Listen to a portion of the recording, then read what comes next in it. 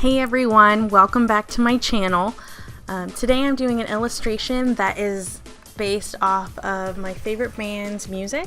I chose the song Go to War by Nothing More for this illustration. I'm always really inspired by their music, and their music has gotten me through a couple of tough times, and I really just wanted to pay tribute to them with an illustration. So here I have taken their song Go to War, which is a lot more about the fights and everything in relationships, and made it a kind of post-apocalyptic theme song. So I really wanted to take some of the elements of the song and create a strong, independent woman who just really didn't need anybody there for her,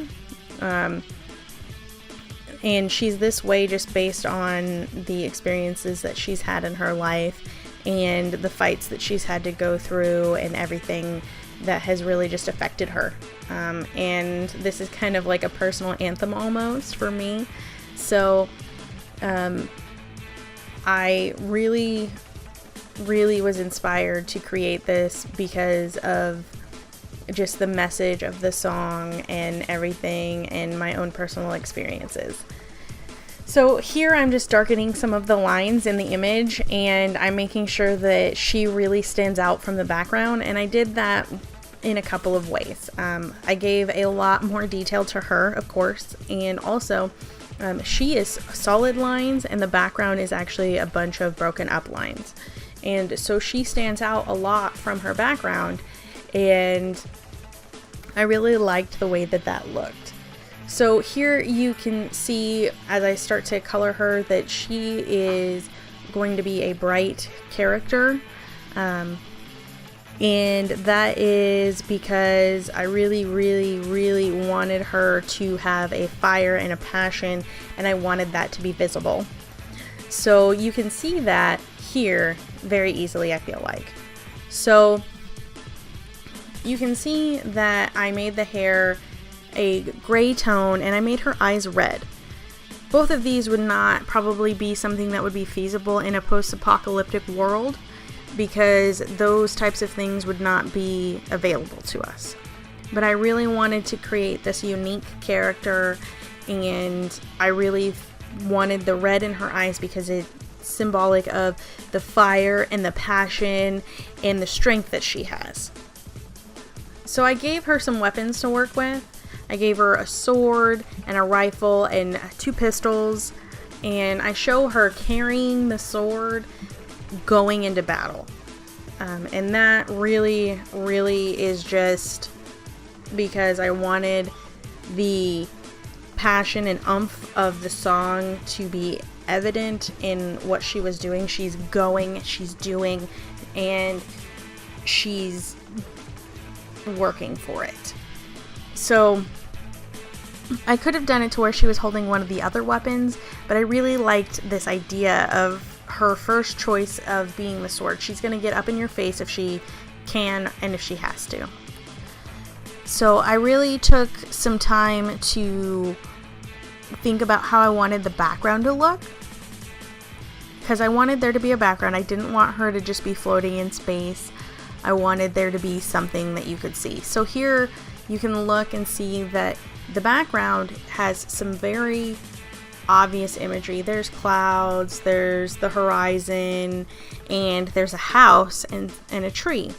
The tree doesn't have any leaves on it, of course leading towards that post-apocalyptic time and everything like that, but it's also just reminiscent of what she's been through and everything, and she's leaving her home behind. So the clothes that I gave her is that I gave her some really worn pants that are this brown color, and I gave her some arm cuffs. That's not what they're called, but I can't think of the name right now. But these armbands that in battle she would use as kind of like a shield, kind of like Wonder Woman's, except for a little bit more functional because they cover the whole arm as opposed to being little tiny wristbands. And I made her shirt red, which of course would make her stand out in the post-apocalyptic world, and it would not probably be a realistic color. Like, that shirt would not be that bright. But I was tying it into the redness of her eyes and the strength and power that she had, and so I really, really liked the way that looked.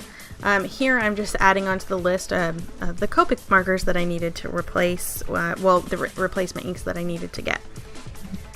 So to do the background, I wanted to make sure that I kept the kind of blandness of the background.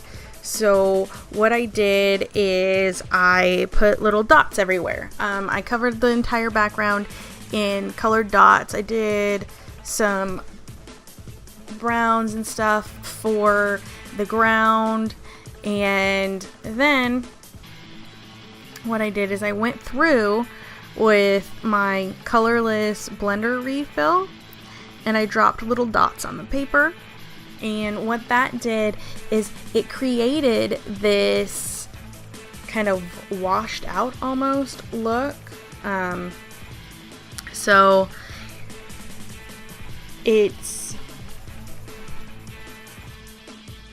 kind of like blurring the background. That's kind of what I'm trying to think of. I'm sorry. And so, because what I wanted is I wanted the background to really not be the focus. So I went through and I added all of the colors for the background, and I did it by using dots. I didn't want to color it in with a solid color. And I did, you can see here I started dripping the colorless blender, and you can see how it has having that effect where it's blurring the lines and creating this image that is blurred in the background and really bringing her to the forefront, which is what I really, really wanted. I didn't do a traditional blue sky. I did not think that it would look good. I didn't think that it would create the same passion and imagery that I was going for. So I went with the with a pinkish red sky. Here obviously it looks really pink, but I went in with the red and everything, and it's almost like the sky is on fire, and that just leans itself to the imagery that I was trying to create. Thank you guys so much for watching.